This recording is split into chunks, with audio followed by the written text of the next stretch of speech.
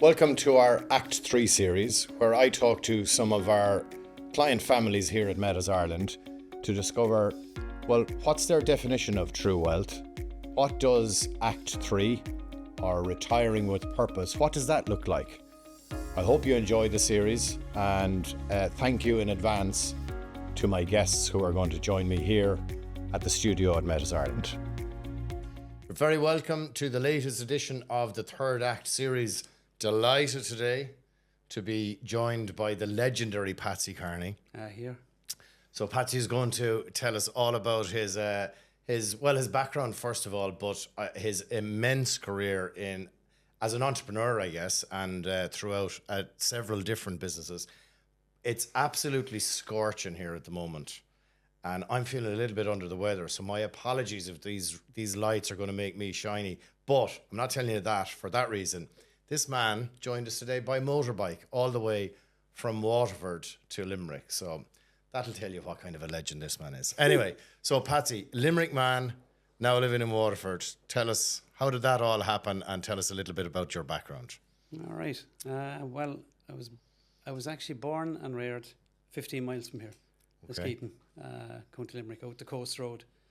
I was actually born technically on the other side of the Shannon, which is across the road from the Strand Hotel, the All Maternity Hospital. Right. I think of the 5 of us in the family, I think I might have been the only one who was born in a hospital. The rest were born at home. Okay. So that was that's back in '64. So I grew up in a very rural setting. We had the kind of typical of what we were. Council bungalow on the side of the road and surrounded by farms, which equals cheap labour all your life. Yeah. I worked on did all sorts of farming work and with horses and cattle and everything as a young fella out in Muskegon, and then from there went to NIHE as it was at the time, UL as it is now, and my sister, who was working in the corporation, had the job of getting us in and out to college. We literally drove in and out every day. So she brought three of us from Muskegon in every day and out to NIHE to do industrial chemistry. Okay. And mustn't have been a big class now at that stage. That was only in its infancy, I would say. Was it?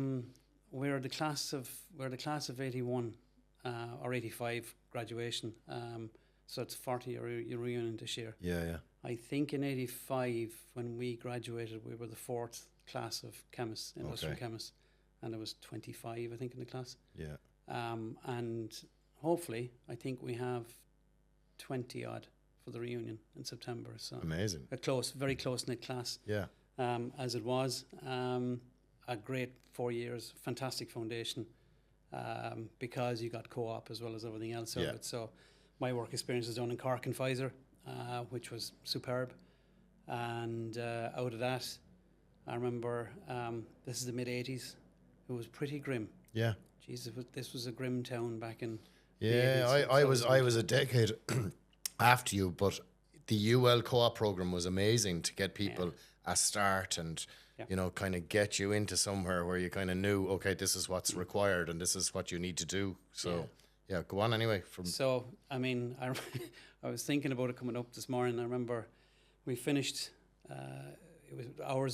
we had 3 semesters in NIHE at the time, so 3 10-week blocks and 1 week of exam week. So I look at the semesterization now, but we actually had 30 solid weeks of college a year, so it was full on. Yeah. And we finished in June anyway, and last exam on a Friday, 11:30, we were in the hurlers by about 20 to 12.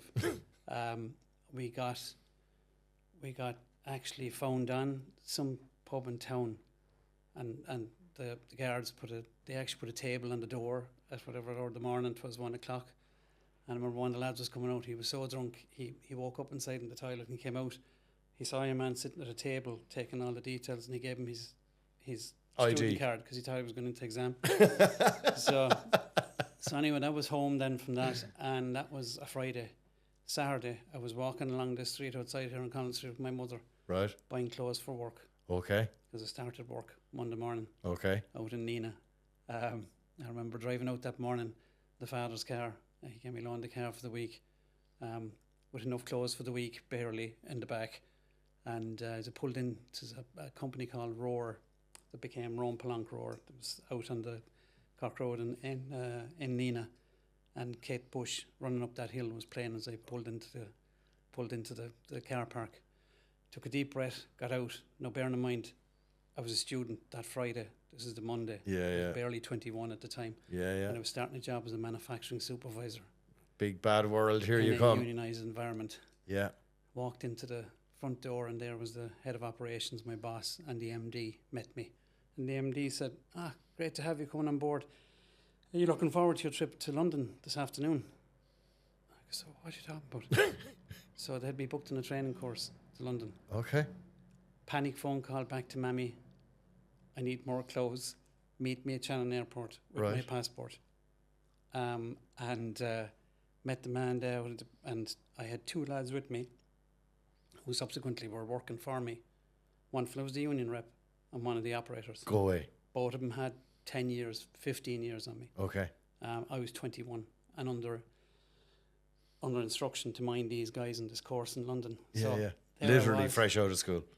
Friday, Monday afternoon, Right. on an Aer Lingus flight into London, sitting up front, executive class as it was called at the time. Yeah.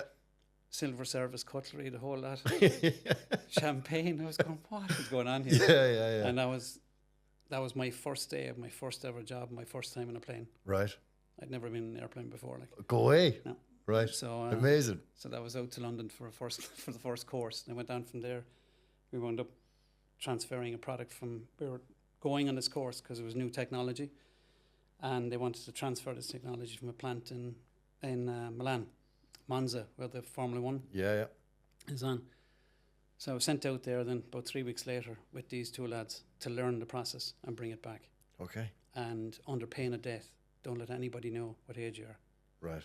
Because I was the supervisor of these 2 lads. Yeah. So that there followed. We spent a good bit of the summer out there bringing it. But this was real work. There was no messing around. This was like you have a job to do, get it done, and you're going over to Monza to sort this out and make sure it's okay. And most of the guys on the floor, we were on the floor watching the process and so on. No English, so trying to transfer an Italian process back to Nena, our tip. So it took a while. I found one operator who used to work in a circus. He was a clown. So he and I, over the course of the summer, I picked up a good bit of Italian, he picked up a good bit of English, and the rest we sketched and brought that process back. So that was first 3 years that was hardcore. That first 3 years. Did you enjoy it?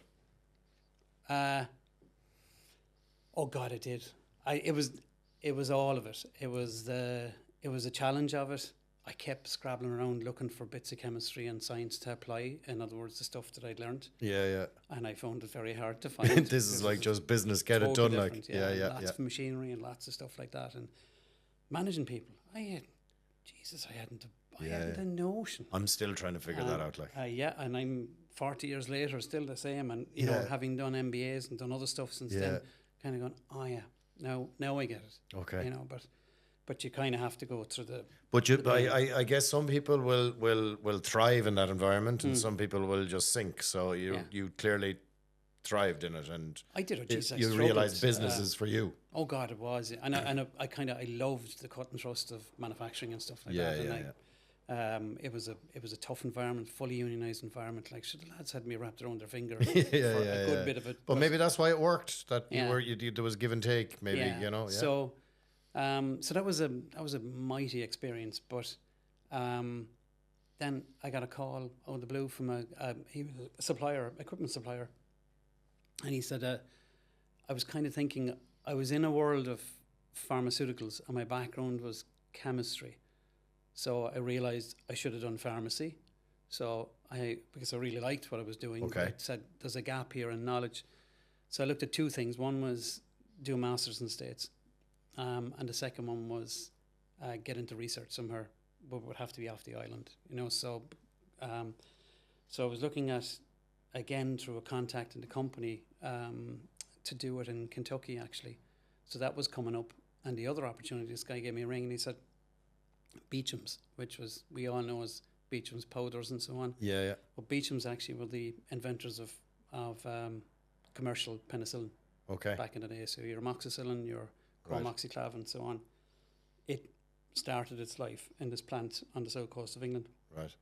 And they have a massive R&D site. It was everything, manufacturing of the bulk penicillin, the finished products, the whole lot. And so he said they have a job in R&D. So I had met my wife to be at the time, Philippa. So she was working in Nina as well. That made it even more of a challenge. She was running a gym, so she was working evenings. I was working flat out from 8 o'clock in the morning till 6 or 7 o'clock at night. Yeah. And so when she was finished her gym at about 10 or 11 o'clock, then we went out Okay. quite a number of nights a week. Yeah, yeah, so yeah. You're young. Survived in about 2 hours sleep Yeah, most yeah. of the week. But anyway, we were kind of looking at what we wanted to do.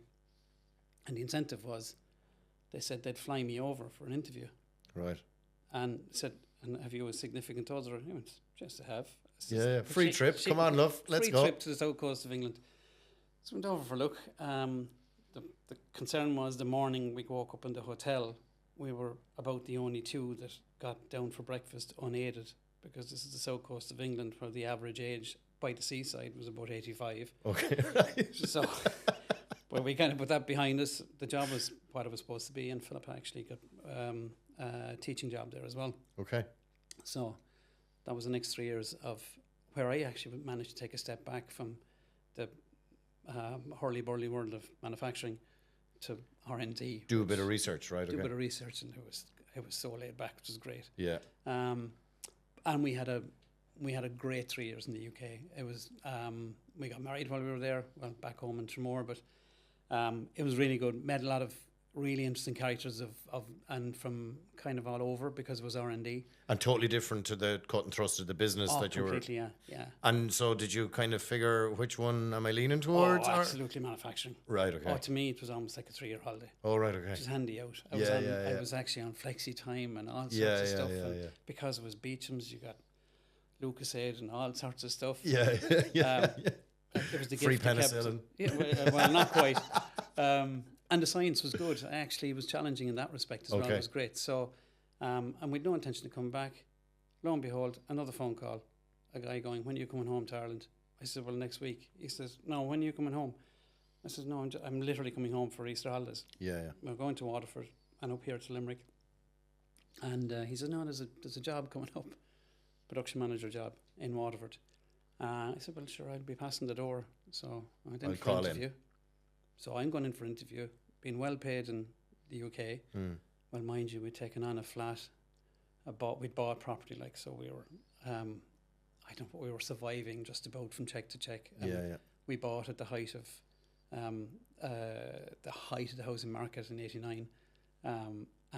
Came over, got married, went back, and the market had crashed. Okay. Right. I think it had dropped about 40% the price Right, of our okay. flat, so we were under pressure. So came back to the interview. Sure, in my head I was going, well, if they give me this ridiculous salary and if they pay some sort of relocation, that was my mindset, and it just happened to work. And Right. so next thing we were back in Waterford, and that's I'm kind of in Waterford since. Right, okay. In some shape or fashion, I'm there. Good God, 35 years. Okay. That was back in 1990. We came back. Interesting, back into a big manufacturing environment. It was kind of back in my happy place, to be honest. But again, it was a unionised environment and a tough bunch down below in Waterford at times. But Yeah. and as I passed my first day, my first job on the island of Ireland, back in Waterford, I was passing down this place and I saw a load of guys standing beside this 40-gallon drum with a fire in it, and they warming their hands.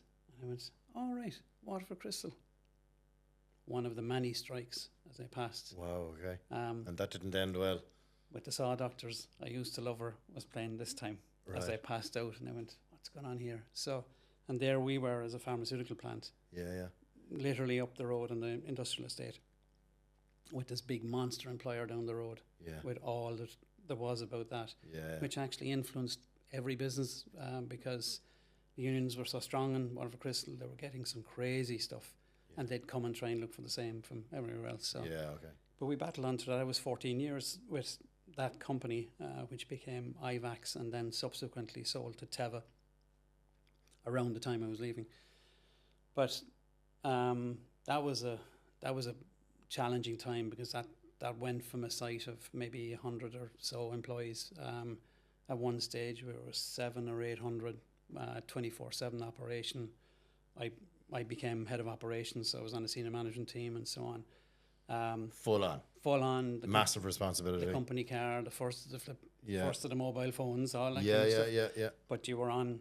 Yeah. By God, you were. They got their pound of flesh. Oh wow, they did. And people would say, "Oh God, you lovely car and you a great old job and all the rest." And I said, "Well, I think in that time I was there in the 14 years, I did 4 or 5 site leads. Yeah, okay. I re-interviewed every time, Yeah. and your face may not have fitted.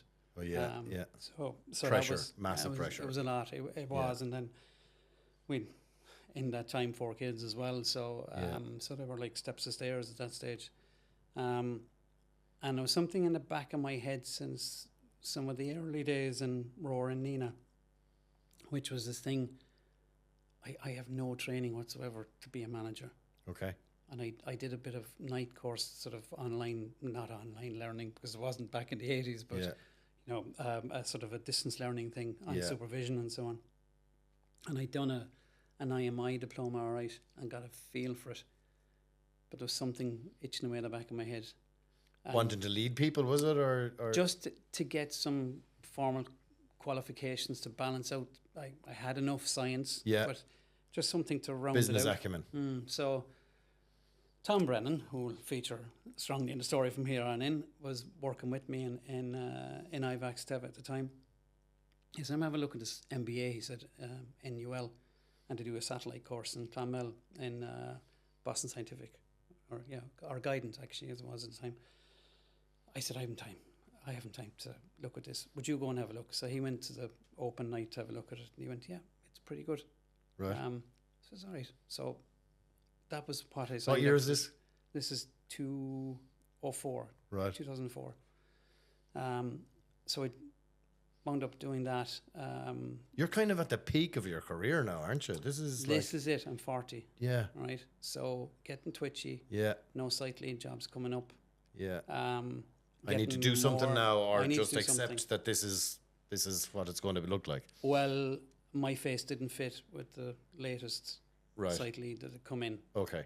And the one before, it fitted kind of, but not quite. Right. So I was going through a tough patch, to be honest, from a work point of view. Job was there, but I wasn't sure where I was going to lead. And not loving it then, obviously. Not loving it at all. No. That's too much pressure, isn't it? Off we went, and literally the end of the first year, we're having this conversation about an entrepreneurship module, and part of it is to put a business plan together. Myself and Tom pulled together on it, and a business plan came together by Christmas '04. And there was a kind of redundancy package being talked about. Right. I talked myself into it. I did a decent deal. I walked out Christmas 2004, halfway through the MBA, with a reasonable lump of cash sitting in the bank and no job. But a business plan. And 4 kids at home.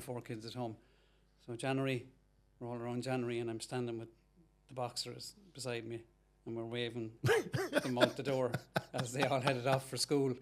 Turned to the boxer and I went, "It's just you and me, bud.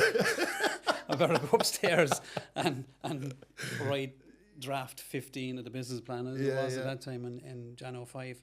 And at what stage did you know that this business plan had something that, Jesus, maybe there is something here? Did you know that from very early, or that period of time from October to December when we were crafting it as an academic exercise? Yeah. And Tom and I probably were drinking more coffee than we had for a long time. Yeah. And saying there could be something in this, and particularly him. The reason I ask, because a lot of people will go through that process and to get the qualification kind of make something up, and paper doesn't refuse ink, and just put an old business plan down. But did you kind of go, well, we do a business plan on this because this thing might work, or did it kind of evolve a little bit more slowly than that? No, Tom's idea. Right. Definitely he saw a gap. Okay. Once he mentioned it, then between us, we kind of went, actually, do you know what? There is something here, because it was something that he reminded me we had pitched for as an internal project, and it didn't actually drive on, and we both realised there still was an opening for this. So that's kind of where it came from. But that October to December, in the kind of intensity of an MBA program, and all of the other skills that you were getting in marketing and strategy and so on, it did kind of come together somehow. Now, it was a huge chance to take. Yeah. And I'm not sure if I was back again, would I do it? I don't know. But I mean... The redundancy package, I guess, smoothed this journey a little bit. A little bit. Yeah. But, like, there was a massive mortgage. There was all the other stuff. It was part-time because we had the 4 kids. So been there, done that. I understand, It's very scary. It was scary. So we incorporated in March 2005. Tom stayed on with Teva. Yeah. Because what we had was he was sorting out some R&D grant funding for them, which was going to take till maybe August, September. So he hung on till the end of September.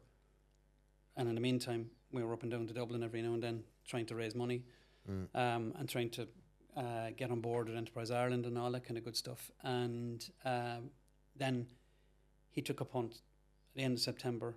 On the 1st of October, Tom joined. In the meantime, my father was going mental at home, going, what's that fella doing below Waterford? 4 small children and no job. No money coming in. That was the phrase. And didn't we put him through college? Put him through college. And he's a disgrace. He's just, I mean, the worry of it. And so I had to keep feeding to my brother to tell him that it was okay. And it's coming together. We got to the end of September anyway, and we had both put in a chunk, myself and Tom, into the account we'd set up at this stage. There was no other money, by the way. It was just whatever we put in. And on the 1st of October, we said, right, we're employed by this new company now, EirGen Pharma, and we're going to draw a salary the 25th, like we always have done. Yeah. And it was set at a not far off market rate for what we were doing. Yeah. So we duly paid ourselves a salary on the 25th out of the bank account, and I was able to tell Dad, I'm getting paid now. I'm getting paid. There's a wage coming in again. Yeah. I just didn't fill in the fact that I put the money in. Straight back out. So, but by Christmas we got 2 investors on board that both of them have followed us into a number of investments since, and side investments and so on. Yeah. So these 2, one from Canada, which was a strategic investment. He knew the business. He was a raw material supplier into Canada. He knew the business of sourcing from India, which is what we needed. And we were the bolt-on then to convert the raw material into product and get it to market. Yeah. So that was well worth having on board, and he introduced us to a lot of other people. So so by Christmas, so from literally October 2004 to Christmas 12 months later, or 15 months later, we had the guts of, we had just shy of 2 million raised. Right. And that was private, us, and BES. We filled the BES 500,000 before Christmas. Okay. And so that was enough to get going. So that we went into the big offices, the incubator kind of space. We went in there and got stuck in, and then that was January 2005. By August 2005, we had the plant fitted out, built, qualified, and the first batch made. With how many people at this stage? 4.5-ish. Right. Okay. Yeah. I made the first batch. Yeah. Did you? Yeah. Yeah. Come here. Obviously, I know Tom pretty well, very well also. And you're very alike, but you're not alike at the same time. So what skills, how did you figure out who was doing what, and how did that all kind of fit together? And was it difficult at the start? Was it weird going from this big organization where you both had kind of corporate jobs to we're in this startup now, and it was the best crack. Was ever. It? Okay, brilliant. Yeah. I remember sitting in Teva, as it was, over Christmas 2004, and we honing this business plan.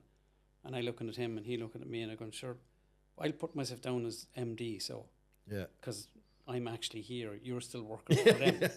That was as much as it went. And he says, right, I'll be the technical director then. So that was it, MD, technical director. And then kind of played to the skills, and I was into the whole strategy bit and the whole people bit and building it out, and probably more the business and commercial side. The science was Tom. Okay. By a country mile. Okay. And the real entrepreneur in this was Tom. Go away. The farming background that Tom comes from, none of his siblings have ever gone into a normal paid job. They've basically all been involved in business in some shape or form. This is in the blood, that was always in Tom's head. Yeah. So, so he brought that, but it just clicked because there's a lot of both of us that are very similar, but we are quite different characters. Yeah. But I would regard him as one of my best friends, and that's 20 years since we're on this journey together. Yeah. So it worked. And the bit that worked as well is the day that you're feeling low or absolutely terrified about this. Yeah. The other fella's there to drag you up. There's a good chance he's there and he's feeling better about it, and vice versa. Yeah. So that worked for us. There's a yin and a yang, as they say. And it did work. So yeah. But the absolute freedom of no meetings, no reporting to anyone, none of the kind of codology that goes on in a large organisation. Yeah. Sweep that away and look at the time you and get I back. guess you're in a place now where everything is, you're so optimistic, you're trying to drive this on, as opposed to, as you described, like my face didn't kind of really fit, or I wasn't going to fit, and there's a big lesson there, I think, for people, isn't there? You know, there is, because it's that changes stress, your life. And it does, and it's a different stress. It's where you really like going to work. Yeah, and we're going to talk about obviously massive success, right? But irrespective of that, there's a different Patsy Carney in those two roles, isn't there? The one who's feeling the pressure, and the one who's going, this is very exciting, and we're having a bit of crack and whatever, you know. Like, it was always going to be reasonably successful, I guess, but you guys drove it on to mega success. So tell us about that. So we, a few kind of inflection points. One, we went in the Entrepreneur of the Year program with EY, and so we incorporated in 2005. Well, we were finalists in 2008. Yeah. Which was about like 10 years too early. But anyway, we went into the emerging category. It was massive exposure, and then this exposure to a network and a support group and so on, which kind of led to more stuff. So then in the following year, I was lucky enough to get through Enterprise Ireland on the Leadership for Growth program to Stanford. Yeah. And that was a game changer, absolute game changer. The exposure I got there to the best minds in terms of business, some massive business leaders like the likes of Hap Klopp, the guy who set up North Face, comes in, he's sitting on top of a table, kind of swinging his legs, telling you the story of how he set up North Face. Some of the big airline companies, all sorts. So, and the bit that came out of that was, why wouldn't you make it bigger than what it is? Why wouldn't you drive this on as far as you possibly can? And when you had analysis being done on your own thinking and business, it actually gave you that, and affirming this is a good idea. This is scalable. Our chairman Tom Tierney was in the Stanford program for the CFOs, so he's spoken before about the impact that had on him. So I know that's hugely beneficial for everyone who's been through that program. But we should give enormous credit, I think, to EY, because that EY Entrepreneur of the Year program has created like such a spirit of let's drive business growth in Ireland. They really have, like, it's absolutely phenomenal. We have lots of our clients actually have been through the program, and one of our clients last year actually won one of the categories in it. But I know from talking to everybody who's been through it, the support, and that's what, you know, if we can just keep doing more of that and support new business ventures, you know, new startups, that's how we'll kind of look after ourselves almost in Ireland in the long term. So I just wanted to say that because I think it's important. Yeah, and that's exactly it. It's that kind of support group where, because you get huge self-doubt when you're trying to build a business, because guess what? You've never done it before. So you don't know whether you're doing the right thing or the wrong thing, or and everything about whatever qualifications you have, like how to raise money, how to pivot a business plan that's good for BES or EWIS. Suddenly you're negotiating contracts for multi-million euro contracts across the globe.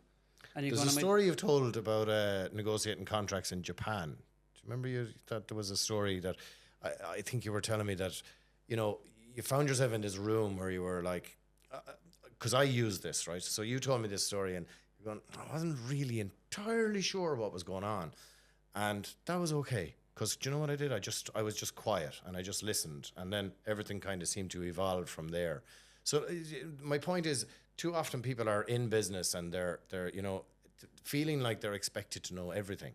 But the people around you will help in that. And it's okay also just to remain quiet sometimes and just see how things evolve. And that would not be a strength of mine to stay no, quiet, I know, but still, that's, you know, you find the strength to do it when you need to find the strength to do it, you know. It becomes more important when you start growing the business in terms of the people around you. Yeah.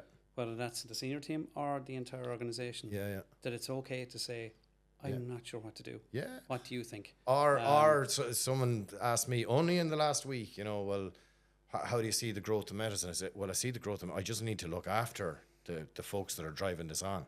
Because I don't feel that I'm the one that's driving it on. I think it's the team around. Everybody is driving this on. Yeah. So my responsibility, my job is to look after them and make sure I create an environment where, as I always say, good people can do great things. You know, and I think that's the job of the entrepreneur. So it can be difficult. And there was one, your man Hap Klopp from North Face said, sometimes he said, it's not that you have to come up with this massive business idea. Sometimes you actually have to try and find a parade, step out in front of it, and lead that parade down. Yeah. The lads in the parade know what to do. They know the instruments they have to play, and they know what to do. But you just have to get out in front of it and just guide them. Yeah. As best you can. Yeah. So that was one, that inflection point with Stanford, and at the same time, what Tom did was Tom joined YPO, the Young Presidents Organization, and again, massive network, massive global network. Yeah. Again, like-minded individuals and so on. But any of these networks, whether it was that Stanford group, where, by the way, we're still meeting, and there's an alumni for that one, with the EOY network, the YPO network. The most important part of that is you're in a room with people that, if you ask for help, they won't view it as weakness. They'll view it as, geez, here's an opportunity. I know what you can do here. I know who you can call. I want to help here. I want to help. Yeah. So, because I know I'll be the one asking the question next week or next month or whatever. Yeah. And the buzz you get out of being helping able other to help. people. Yeah. So that's kind of, so that kind of safety net, you realize you need to get better and better at that. And then that whole bit about kind of my own philosophy that no matter what the organization or what the discussion you've ever had, never slam the door on the way out. And there would have been plenty of opportunities to do that. Right in someone's post, but never, because you never know what's going to come back. And in any of that sort of ecosystem that we exist in, whether it's the pharmaceutical world or the financial planning world, it's small. Even globally, it's small. So your reputation is everything. So in minding that and making sure we grow it. So that kind of got us going. So I came back from Stanford going, Jesus, we need to really drive this on. Tom was getting the same message from anybody else. So I said, well, we need rocket fuel. We were kind of existing. We had on fumes. We were really on fumes. We were, because I mean the bit about not quite pre-revenue, but we certainly weren't bringing in enough to do what we wanted to do, and we were doing an awful lot of effectively contract work, when we really should be trying to put more value into the products ourselves and then look to partner and so on. And I remember looking at our regulatory team as we had, and we'd moved them out to a yard across the way from the building into a 40-foot container, literally, that we'd got. Yeah, because we value you so much. That's where we're going to put you. Right? I remember going into it one day, and our head of regulatory had her leg hooked around the leg of the table, because if she let go, she'd slide, because the container was actually going, do you know what? I think we need to raise some money here. Yeah. So we went on. But this is bootstrapping at its best. And we never, that 2 we raised day 1 was never enough. Yeah. That should have been 3 at least. Anyway, it was what it was. Yeah. So we went on a mission then to raise some money. Now, one of the things we had in the background on our board was a very, very good financial legal head, who had come from the private equity side, Right. sitting on our board, which was a bit of a superpower. Yeah. So, and that together with a board that we had, which was actually a very functional board, our investors and ourselves, saying this is what we need to do, and put a plan together, engaged investment bank in London as it was, did a beauty parade, got them on board, got them to go reach out to the market and so on and see where would the money come from, either from trade or from private equity. Yep. And lo and behold, it turned out to be a trade inquiry of a guy who came to down to Waterford looking for product. And by the time he left the meeting, he was saying, I need to introduce you to somebody in Saudi Arabia, which was a pharma company we'd never heard of. And within the year, we'd actually brought them on board we basically raised 19 million. So that was valuing EirGen at about 45 or thereabouts. And they came on board with the rocket fuel. And that was a kind of a changing point, because now we had decent money to actually properly extend the facility, start putting more into R&D, potentially open up new markets. Maybe they get us more product as well. But as it turned out, they were fairly passive now, which is grand. The money arrived in the account. So that's what you want, isn't it? So we did a bit of song and dance for a while with them, trying to see what they wanted to do with products, and they didn't really know, because most of their money was oil. Okay. So I remember driving around Riyadh with Tom in the back. Tom always made me sit in the front of taxis or cars, because he'd no interest in talking to whoever was driving. Now, this guy was actually on our board. So we're driving this 8 Series BMW, heading around Riyadh, heading out the desert or whatever. And he turned to me, and sincere faith, he says to me, the problem we have in our company, he says, is we've just too much money. And I heard a grunt from the back seat. so we go back to the hotel, and he says, I have a cure for their problems. But there wasn't enough drive on with them. But we got through a lot in that time. We expanded the plant. Employee numbers when shooting up at that stage were probably the wrong side of 100 at that stage. A lot of work on that to put the strategy out in front, to get the organisation stuff right, to get the core values and the culture and so on. You've done so much of that in Metis as well, and that's the stuff that I like. I love that bit about getting that right employee engagement, getting the alignment right, and making sure what we're shooting for is the right thing and so on. So we had a lot to do in that period of time, but the markets were on fire at the time in our world. And it was, funnily enough, which is very topical for today, it was the time of reverse takeovers. Okay. So lots of pharma plants, pharma companies in the States being told, get out of the Cayman Islands, get out of the Bahamas, wherever else you're funneling your profits. Yeah. It needs to be in somewhere of substance. Okay. And a lot of them were coming and actually swallowing small Irish indigenous pharma companies, and a reverse takeover when they became the actual head HQ, transfer of IP. So are you and Tom like going, happy days? This looks like, why wouldn't we go? We don't want to miss this opportunity.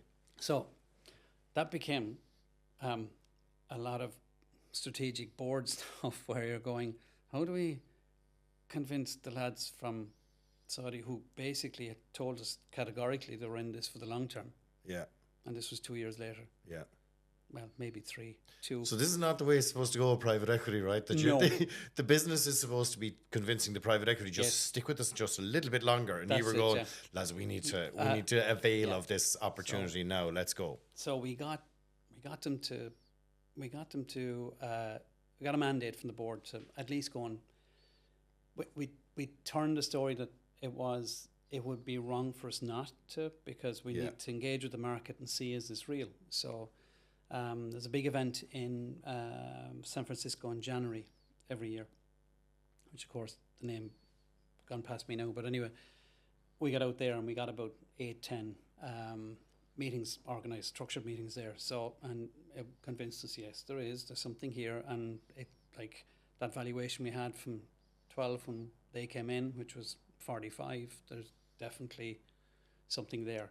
And out of the blue, inquiry comes in from a company in Miami called Opco, which, funnily enough, the owner of Opco, a guy called Philip Frost, and Jane Chow, who was his CTO, he used to own IVAX that we'd worked in Go away. 10 years previously. So he had sold it to Teva Right. for 8 billion. Just a billion. 8. 8 of them. Okay. And he was the majority shareholder. Right. Okay. So Dr. Frost had set up this new company called Opco, and that was in January, late January, and we closed the deal the 3rd of May 2015. 10 years on. Literally, we were 10 years old. Okay. We celebrated the birthday on the 3rd of March in the middle of the deal transaction, and we closed on the 3rd of May. And the morning of the 3rd of May was, I believe it was a Tuesday morning, bank holiday weekend, and they couldn't hold off. They announced it on the Monday night when the markets closed. We came in on Tuesday morning to a HPRA audit, starting full week audit, regulatory audit of the site. Myself and Tom were like 2 kids, like, because we had a load of stuff to do that morning anyway, and we had to walk into the auditor and go, actually, we don't own this anymore as of this morning, and then come out and so on. And then for us, try and keep people focused, because it's the biggest thing ever. No, you're a real Irishman, because you haven't mentioned the number. I know it's very rude to ask the numbers, but it's on record. It's on record. So 135 million. 135 million. And you made the first batch yourself, as you just said Yes. earlier on. Like, what a success story. Like, just In 10 years. Yeah, in 10 years. Incredible stuff. No, look, the markets were where the markets were, and all the rest, and that's also everyone thinks about the top line one, but you know, we'd gone through a few fundraisers, so we did well out of it. Yeah. But ours was a stock and cash deal. Yeah. We got every other investor out for cash. Yeah, okay.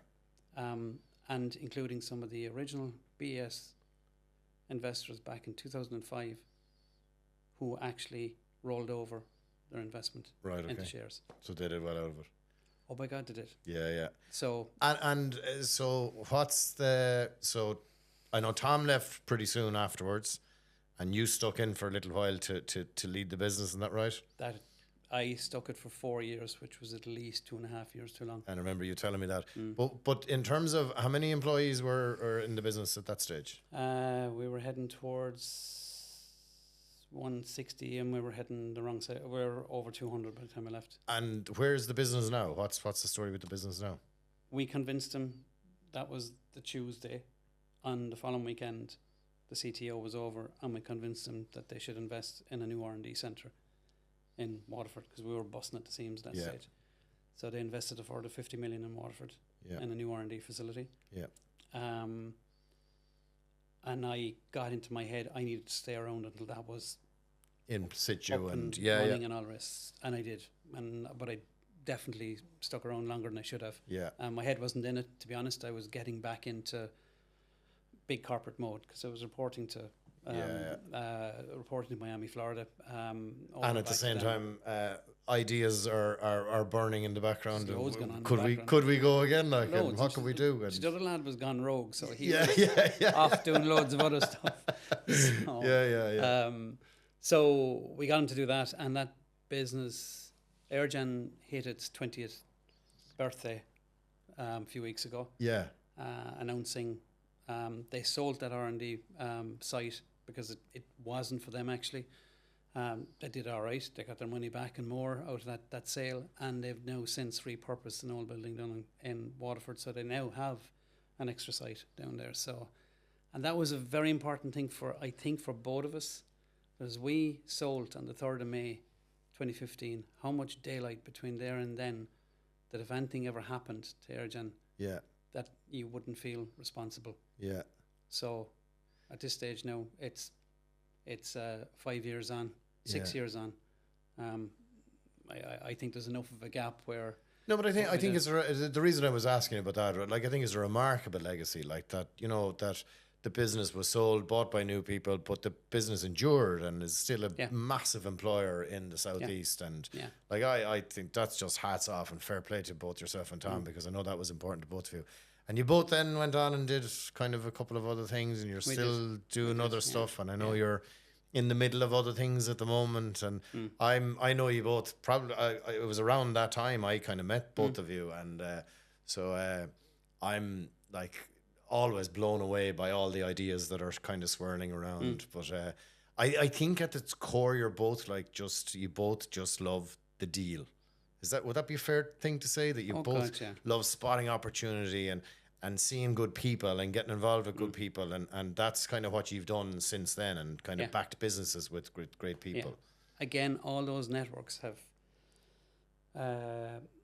the EOI one, Stanford one for me, YPO for Tom, have led to opportunities where we've co-invested, or we've invested in somebody else, or somebody's introduced us to something. So there's a fair old portfolio of investments since then. I mean, we would have done 2 businesses together since then. Q1 Scientific was the next one up for us, which we set up back in 2012. That was a fantastic business, a service business into pharma, which was around stability storage, which is basically proving shelf life of your pharmaceutical product by putting it into controlled cabinets. In the southeast of the country again?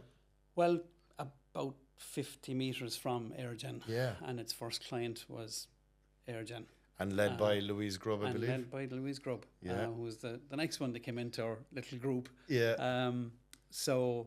A fantastic business, absolutely fantastic business. And we sold that in 22. Yeah. And I remember the actual, where we were going, oh my God, this is actually going to go through. We're going to be able to sell this. I was in the back of a van.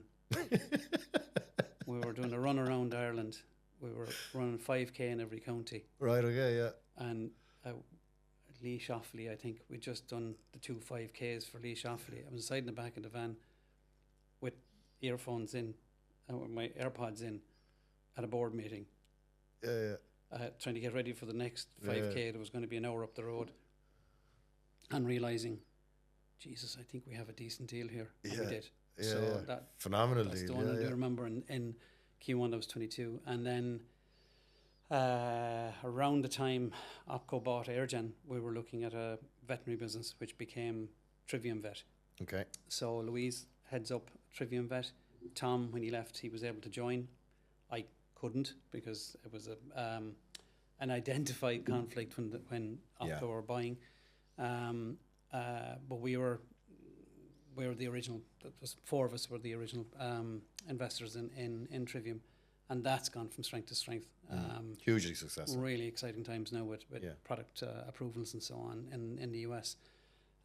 So they're the 3 kind of core business investments, and then lots of other small ones that have we got some involvement with or otherwise. So it's interesting times. Yeah, it's phenomenal stuff, and your energy always almost overwhelms me. It's just incredible. And we could keep talking about loads of other investment opportunities, but we better move on a small bit, right? So I have a couple of things I just want to fire at you, just kind of quick fire questions almost. A big one, and I ask everybody this: what advice would you give your younger self? I was thinking about this coming up on the bike today. That 14 years in the corporate world, well, as in that Waterford piece, there's about 20 years in total, but watch out for the balance. Philippa was incredible, and 4 kids and all the rest, but I certainly wasn't around enough at all in that time. And if I was back again, I'd be saying, no, you need to get that balance right. Because if anything had happened to us or the kids, sure, the whole work thing... What's it all for? Why are you doing it? Like, why are you working so hard? So hey, I hear you, totally. So for me, probably that's one of the biggest things.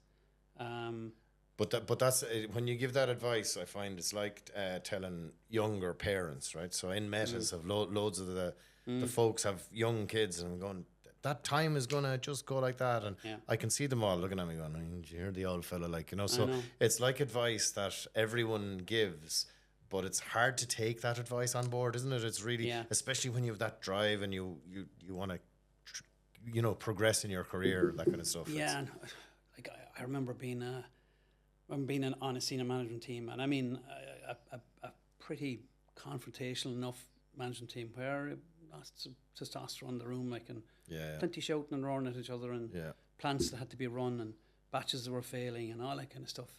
And under pressure, like, maybe not slept the night before or whatever. So fairly vulnerable in some of those situations. And I remember looking across at this lad that was my opposite number in engineering. And he was going out with someone. He wasn't married yet. He had no kids. Yeah. And he'd worked around the clock. I was going, You have no idea. Oh my God! And he was given as good as he, but it's real adversarial in that kind of corporate world and so on. And I'm going, but I'm not sure it's entirely like that bad anymore. Possibly not. Maybe not. Maybe not. I think you're right. I think things like when each of the kids were born, I'd say max the day they were born and maybe the day after. Yeah. That I wasn't in the office. After that, every time. Yeah, I can tell you that's definitely not the case anymore. And that's not the case anymore. And I think, and it's right. And that's right. Exactly. That's right. And that's absolutely right. So I'm going to be a little bit selfish now, right? So obviously we've been working with you for a good few years, and I've got to know yourself and Philippa, and even your son as well, or one of your sons. And what we're in the middle of Trump tariff tantrums, and are there going to be tariffs on the pharma world and all that kind of stuff? So it can get a little bit disconcerting for people. So what would you say from our point of view at Metis Ireland? What have we brought to you and your family in terms of financial planning? What has that brought to your family? It's that, I think, the kind of phrase that always comes around, you're okay. Yeah. And just that reassurance. I've definitely got it into my head, and it's funny having lunch with my brother before this, and he was asking me the question, and the very same question, is it okay? And will my pension be just gone down to nothing? When it was one of the things I said to him, I said, but let's say next year when the pension is at whatever it is, exactly what are you going to be taking out? Yeah. Except what you need for next year. Yeah. The rest will roll on.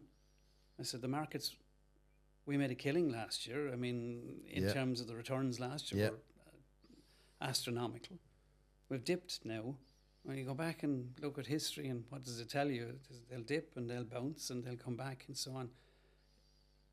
If we're to get up every day and listen to what's happening from an S&P 500 or whatever, where they're hitting the floor, and then the man in the White House goes, I was only messing. 90 days, 10% or whatever other number I think up. Yeah. And the markets come back up. Yeah. It's mental. Well, unless you are someone who's into short trading like that, well, it's noise. It is complete noise. So, and I guess it's just that reassurance when it's put in context by, in my case, Cian, of boil all that down and then get it back down to the graphs of what's actually happening and what are you planning to do? What do you want to do with your life? Yeah. Which is the philosophical question we all ask. What do you want to do? Right? Well, but you'd be good at teasing that out, though, wouldn't you? At kind of yourself and Philippa sitting down and going, these are the important things to us. No. Philippa goes to the gym. She runs away. Yeah, no, I know when he brings out the numbers, she runs away. But she does, talk about are we going to be okay? She said it to me herself at various social events that's it. Once I get the answer to that question, I'm out here. When she, when the graphs come out, it's like, no. But she does want the comfort. Yeah, absolutely. So can I just, honestly, and it doesn't matter what the answer to this question is, would you have looked at your values over the last week, 2-3 weeks? No. Like that's, for me, that's like our job here is done. It's magnificent that we've been able to give you that level of comfort. And I suppose if you were worried, you'd probably just pick up the phone and ring Cian. Yeah, that's it. Yeah. And unsolicited, there's been contact from Yeah. him as well. So you know what I mean. Not that I had said, please reassure me here. Yeah. He's reached out and you know, Declan as well, in terms of Declan King, in terms, you know, you're getting a much broader view of what's actually happening. Yeah. Than maybe even we would have had before, which I think is really good. You know. So. Yeah, and look, as you are part of our client advisory panel, and part of the advice we got from that was we needed to kind of maybe up our game in terms of our expertise, in terms of the investments and that kind of stuff. So we brought Declan King on, and I think he's added huge value in these kind of uncertain, volatile times. We haven't actually changed our messaging at all. It's just how we construct it, and I suppose the cadence of it is a little bit better for everybody and bit more received. What does you're absolutely ensconced now in Act 3, right? And riding your motorbike and driving really nice cars that I always love. What does it look like? Like, what does the next 3, 5, 7, 10 years look like for Patsy Carney? I think I'm going to be the work-life balance, which is kind of mad, like, because I haven't worked full-time since 2019. Yeah. But you're still working hard. There's always something going on. So I want to address that. I was at the whiteboard on Tuesday, taking a look at what's up there in terms of the 5, 6 sort of priorities is up there, and there's 2 of them with targets on them going, I'm not doing that anymore after certainly this year. I'm walking my way out of. I hope the Metis client advisory panel isn't one of those. No, that's still there. But there's a few where maybe you've done your work, and I've done my work. Yeah, it's time to walk away. Some on regional development stuff and so on, where I've given a good bit of time to it, but I've done my bit, so it's time to move on. But do you look like at the next year or 3 years or 5 years, or how far out would you look, or is that a pointless exercise as the entrepreneur in you? Is it? Yeah, I wouldn't be. I always had to be pushed into looking out 3 years, 5 years, and strategic plans and so on. Which, God knows, when you're responsible for a large business with over 200 mouths to feed, you kind of do need to do that. But when it's me, it's kind of important. Years enough. You look out over the year and say, what's going on. And travel is huge for you. Yourself and Philip are running marathons all over the world. Well, we're back down to halves now. Right. So, but we just did the Prague Marathon last weekend. Right. And Inishmore this weekend. Okay. For the matter. Right. So that's the big one we've been doing. And supporting charities, we should say that. You just said it. Absolutely, yeah. I mean, the Cleaners, for me, Cleaners Foundation, I think, is an amazing charity, and privileged to be involved. As are we. We're both heavily involved in that. So that's been really good, and we anchored when we were doing the kind of 6 major marathons around the world. We kind of anchored the last 2 around Cleaners as well, and that was great because it's nice to be actually wearing a jersey that means something. Wearing a vest and just running, you know. So have a purpose for the finish line. Have a purpose for the finish line, So and that's been, we've done a good bit for Temple Street and for Crumlin and now the Mater, but the kind of the core one for me is Cleaners, and there's some of that stuff where because recently I did a executive coaching course in Smurfit, and that as it now qualified and credited and all the rest. But the way I want to link some of the stuff that I do is that I don't want to get paid for coaching somebody or some of the advisory work that I do. I'm going, no. But if you want to make a donation to Cleaners, and that's what's locked into stuff that I do now. So if I'm doing a bit of work, that's grand. I'm happy that it would go to. Yeah, and he's describing it as a bit of work. It's significant what this man does for charity, and it really is. And I know you do it under the radar, but it's amazing what you're doing. And I know you don't look for credit for it, but all credit to you at the same time. Last question: is there a podcast, a book, an article? Is there something that has had an impact on you and your career that you'd like to share with our viewers? It's a poem. Go for it. Jeez, I'm not going to recite it. I'm going to give it a title. That's so disappointing. I'm really sorry about that. It's called Live Your Dash. Okay, live your dash. Oh yeah, I know what this is. Yeah, go on, So, explain. Yeah, when you're have moved on and Yeah. somebody is standing there looking at the headstone, they're going, here lies Patsy Carney, 1964 dash, whatever it is. Live that dash. yeah. And it's a lovely poem. I've used it in a eulogy once actually, which was really good as well. But it's just that bit about put everything into, it ain't no dress rehearsal. We gotta that dash that we're in right now. Yeah, Is live that and live it well. yeah.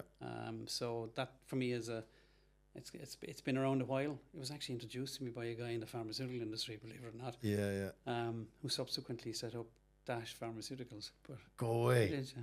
So Amazing. in New York, Yeah. So, but it's just, it is, and it is that bit about whether it's that giving back from a charitable point of view, whether it's the traveling that we're doing a lot more now, putting as much into the kids as kids are all grown up and so on, but following them and what they're doing. Yeah.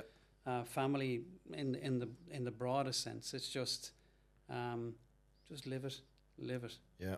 Yeah. Patsy Carney, he's living his dash. Thank you so much. You're a gent.